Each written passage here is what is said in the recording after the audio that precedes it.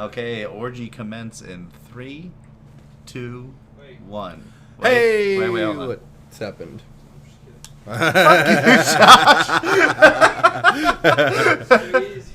Damn you, anime Josh. Okay, orgy commence in 3, 2, 1. Welcome back to Anime Casuals. I'm Lucky. Here I go! This hand of mine is burning red! And I'm Michael. Realize the only ones who should kill are those who are prepared to be killed. Johnny. Your darkness swallowed up my son? Who decided that? Erupting! Burning! Now all of you. Die.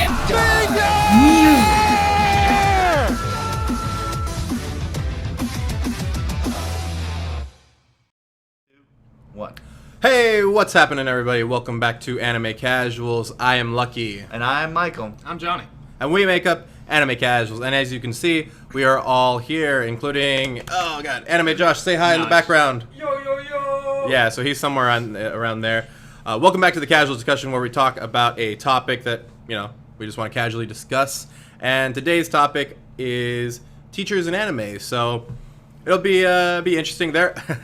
It'll be interesting to find out if anybody has teachers that are outside of Naruto and My Hero Academia. Oh my god. Don't worry, I got you. So anyway, teachers is a pretty wide term. So obviously we can go to senseis, people who have taught martial arts or anything like that. So anyway, since I think I was the one that came up with It this, was I yours, can't remember. yes, it Okay, was yours. I just wanted to start off with my favorite sensei had the most impact on me, in particular, which was Might Guy from Naruto, which I just talked about earlier. As much as the other, there's Aruka Sensei, who, I mean, besides being a cool father figure, he kind of sucks. Just a tuning. Kakashi's cool and everything, but the way that Might Guy has instilled all this knowledge onto Rock Lee, even though Rock Lee doesn't do anything with it, it's still can be said for his his teaching abilities.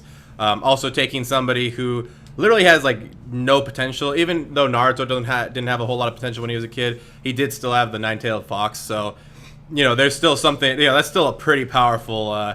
There's still a lot of potential right there, and it ended up being why he became one of the best ninjas in the world. But for him to bring Rock Lee from somebody who couldn't do any ninjutsu to a guy who still couldn't do any ninjutsu but can kick a lot of ass, I thought it was pretty awesome. So I'm gonna go with Maito Gaida.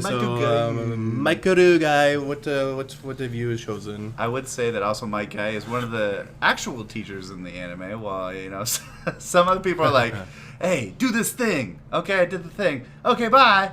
That's all you get. But I'm going to focus on a person whose occupation is teacher. Oh, nice. I'm just going to yank him out from both of you so that you guys can't pick him.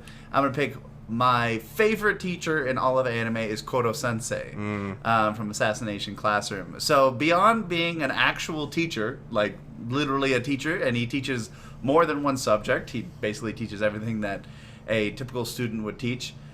He also has the added benefit of having his students focused by trying to kill him constantly and just outdoing them every step of the way, going, you can't kill me. I'm a crazy squid man. I'm a crazy octopus man, and you won't be killing nobody today. Too bad more teachers didn't give me that opportunity. Oh, dude, I would have taken that opportunity. The only problem is I probably would have succeeded. Yeah, that's probably the one downside. Be a very quick education. Yeah. And to be honest, he's one of the teachers in anime that really provided a very emotional time while watching him, because while he slowly came to love his students and really care for their education as a whole student, he also had one of the most tearful arcs every time. Anytime his students were in danger, he would, well, I would say risk himself, but he's not really risking it. he would go out of his way to save them, but save them a way where they're going to learn something from it. And I think that really sets up the epitome of teacher, that every single moment of a student's life is a learning opportunity. And he really takes that to heart whenever he's teaching his students. So Nice. that's mine. Okay. What about you, Johnny? I'm actually going to be a little bit more serious about it just in the beginning, and then I'll say my better We ones weren't for later. serious? Oh my god. So this is an anime adjacent. It's from Avatar. It's Uncle Iroh. I just God. thought he was a super great teacher. I mean, he lived, most of his life fighting for the Fire Nation, and then came to the realization that, hey, maybe we're bad guys. Maybe we shouldn't be just breaking down walls and conquering people's towns. But he does his best to kind of redeem himself. That's the word I wanted. And Good word. make the best out of Zuko that he can to kind of brighten the future. Yeah, Uncle Iroh. Man, dude, I think that's the most controversial take we've ever had on this. Just including a non-anime into an anime discussion. Oh, It's yeah. almost like we're anime casuals here. Anime adjacent. Damn, man. So my next pick is a weird one. I remember I just saw the name of this anime and I was like, Akashic Records of Bastard Instructor. I was like, oh, that sounds pretty cool. So anyway, this As guy's a teacher in it, obviously. Yeah, so this is Professor Glenn, and it's weird because the anime starts off where this guy doesn't give a shit about anything, and it doesn't seem like he can teach very much. One of the students just keeps on calling him out on all this shit. Then she realizes when the school is attacked one day that he is some type of like super soldier. Even though he's terrible at magic, he is great at hand-to-hand combat and knows military type.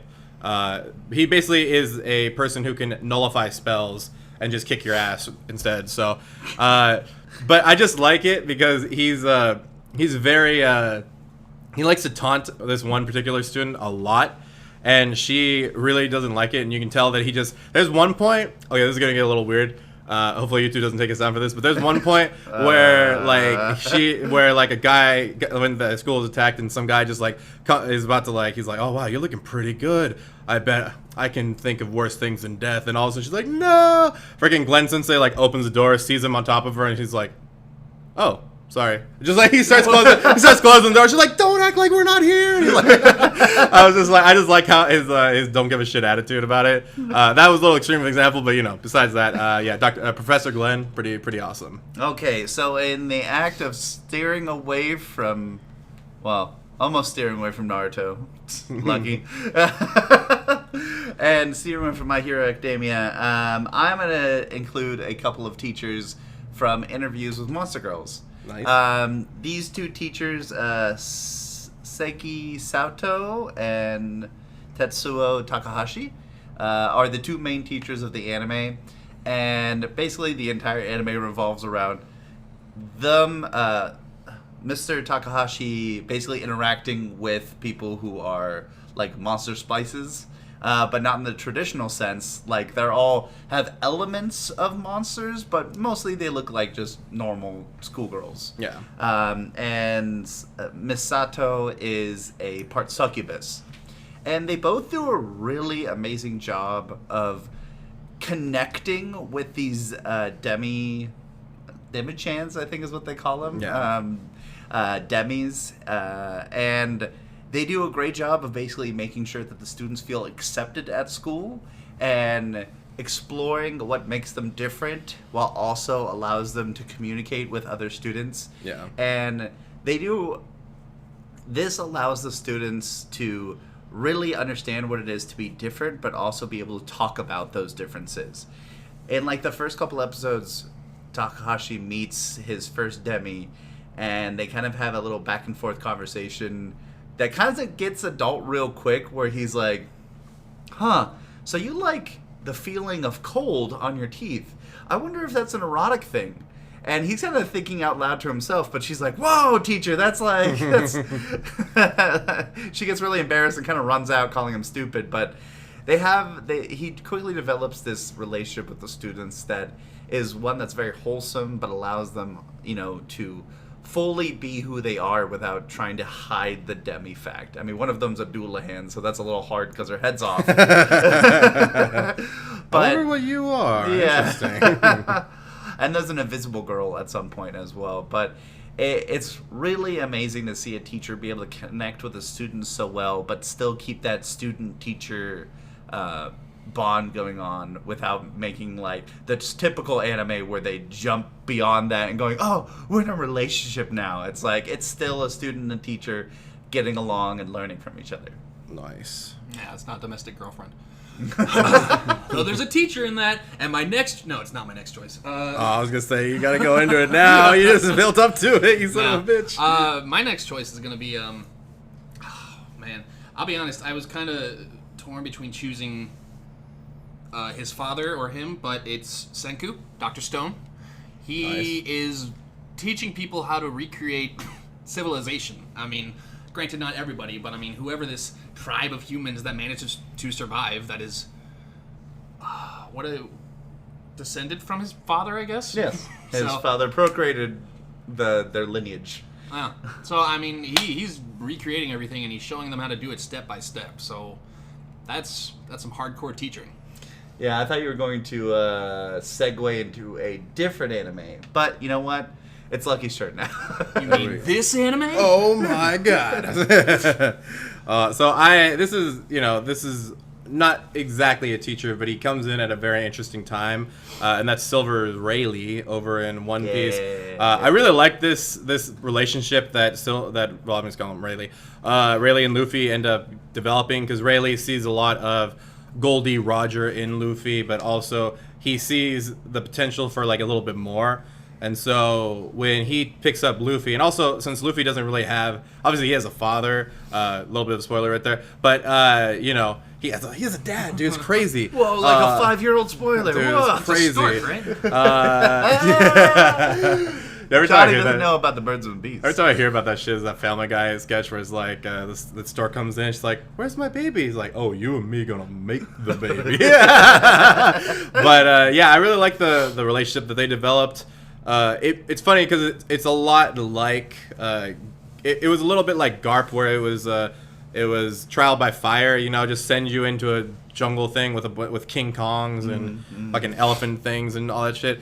But I also like the fact that since Rayleigh is kind of the epitome of what Luffy wants to eventually become in terms of him being the pirate king and everything, since Rayleigh has firsthand knowledge of that, having him imbue a lot of that the teaching in there. I mean, there's something that he taught him that we didn't even see till very recently, which is like how many 500 episodes later. Yeah. And so seeing first off, just kudos to Oda to put the place like a little seedling in there. And just have that happen. But just seeing Rayleigh and his impact on the Straw Hat crew was awesome. Also, one of the best saves that you'll ever see in any anime was when Rayleigh happened to just come to the rescue at the right time against somebody that was trying to go after the Straw Hats. So, yeah.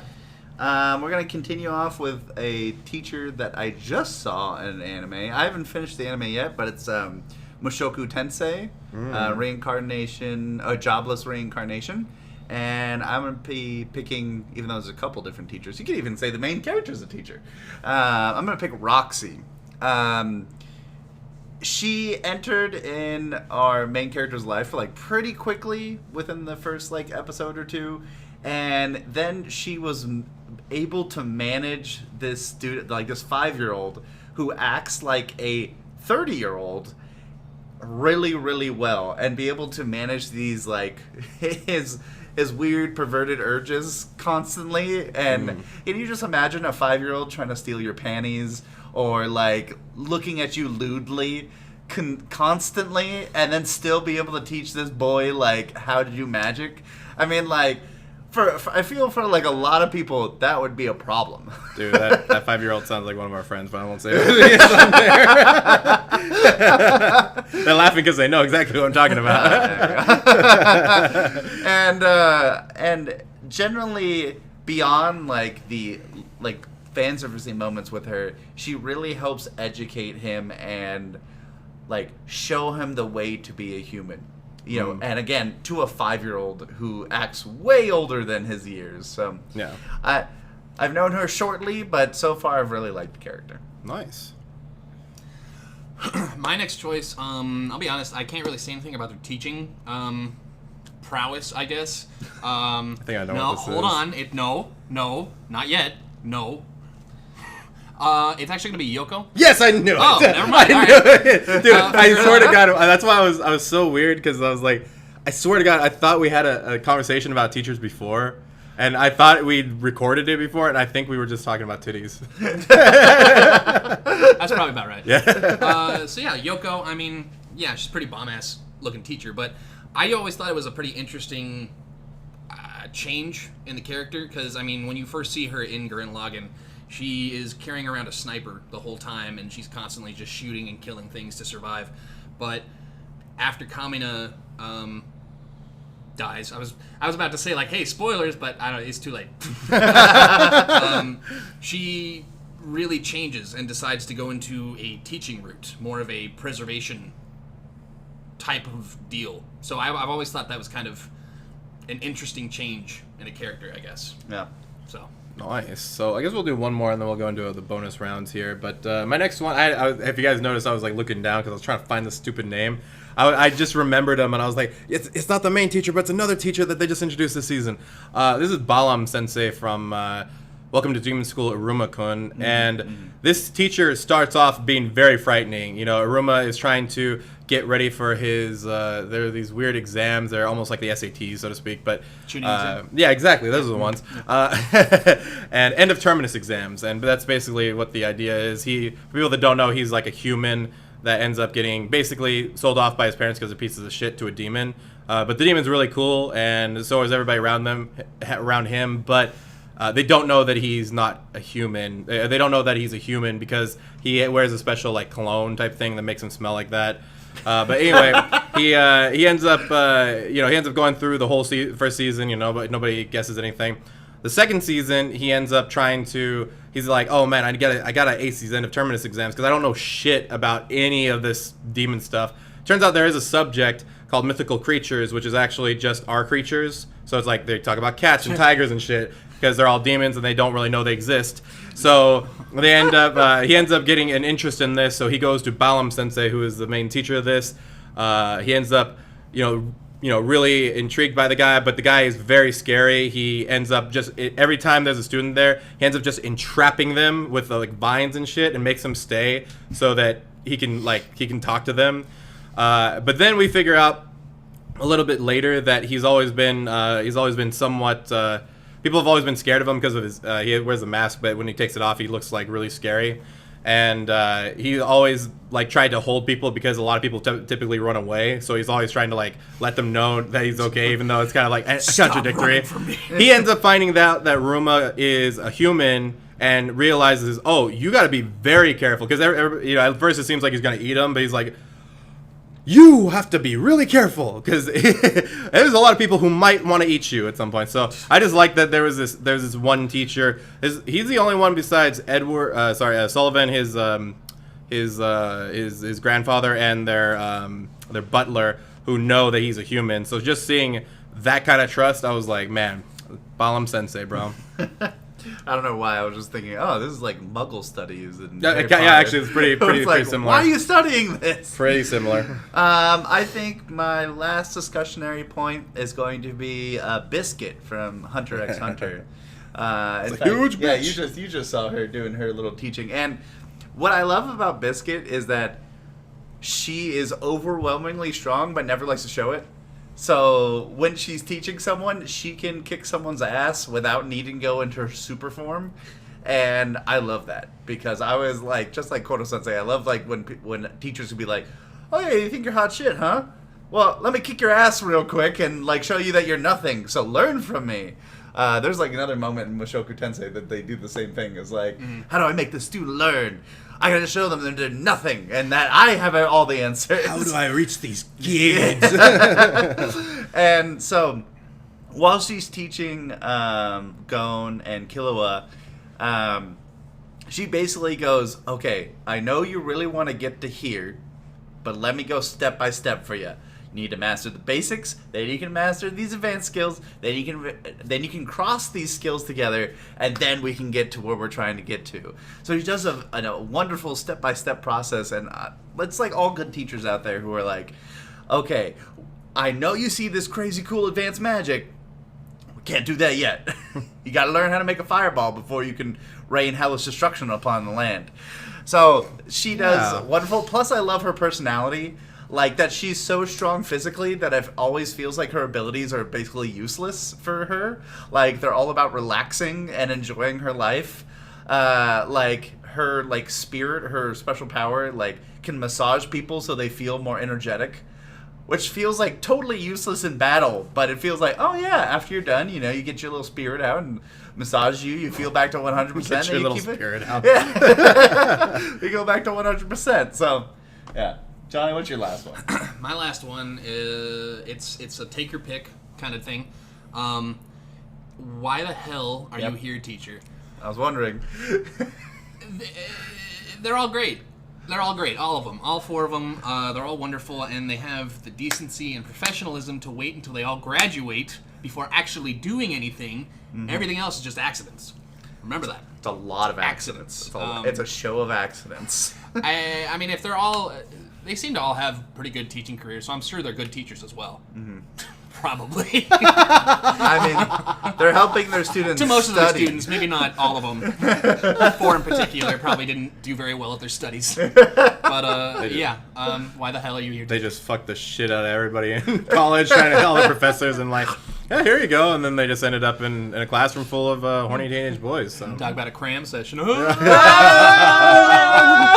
this is why we don't record together anymore. Anyway, Between us. lightning round here. So I have Izumi from Fullmetal Alchemist and Fullmetal Alchemist Brotherhood. She was the one that originally taught Ed and Al a lot, and she plays a little bit more of a pivotal role. Well, she plays a pivotal role in both of them, but I'd say she plays a little bit more of a pivotal role in the original Fullmetal Alchemist, since she is the reason for one of the 7 deadly sins in that one. So it is kind of interesting to see.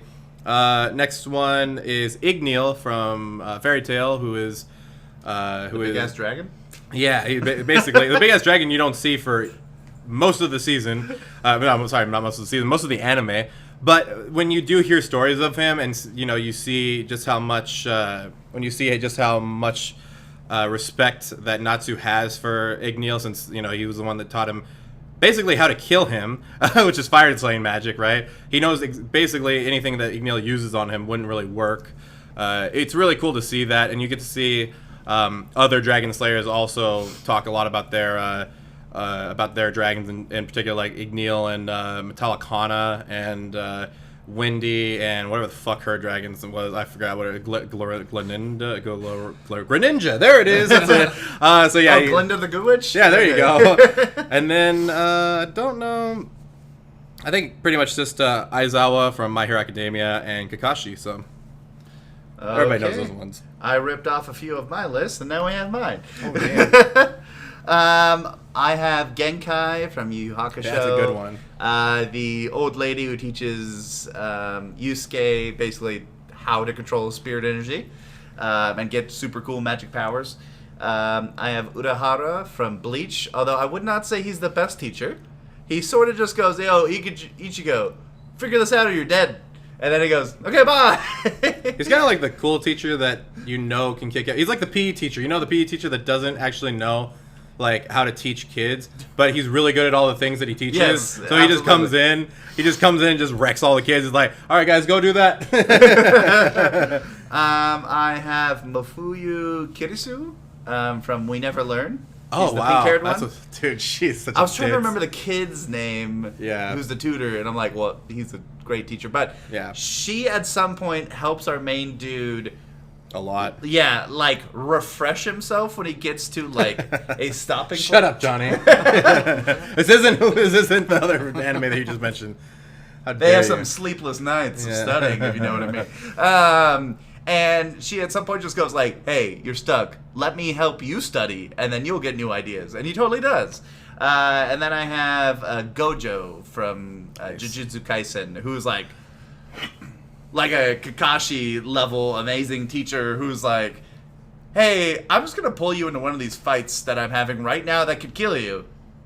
Look at the things I do. Learn from them.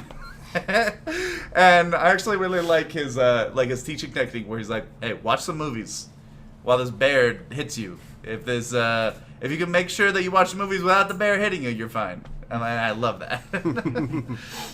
I only have one for my really lightning round. Ooh. I don't know what to necessarily call it. It's a little bit of a stretch, but it's to every isekai character that gets that great sage or that wisdom thing that helps them throughout the entire anime and just tells them everything they need to know and everything Yeah. we don't know as an audience. So, yeah, good job, Great Sage. I like the one from Spider that doesn't actually do anything. Yeah, It's that's just another an one. Actualization skill. It just says stuff. Tell me things. Okay, I'll tell you things. Okay, come on, dude. Alright, Anime Josh coming in. Oh! Lightning round. Lightning round. To build off of those We sages. can touch each other. Oh, that's crazy. To build off of those sages, I'll go with the pervy sages of Jiraiya and Roshi. Those are actually really good, yeah. Nice. Those are my 2 lightning round picks, real quick. Just want to give my 2 cents. Oh, damn. That cameo, though. That Cameo, Frog Sage and Josh. Turtle Hermit. Oh my god! I bet you love- guys never expected to see all of us in this same room, but we never expected you to make it to the end of this. But we're glad you did. Anyway, guys, remember you can check out All Things Casual at the link tree in the description box down below. Also, if you'd like to email us, you can email us at animecasuals with an S, real REAL at gmail.com. I almost messed that up really bad. But anyway, guys, don't forget to keep It Casual.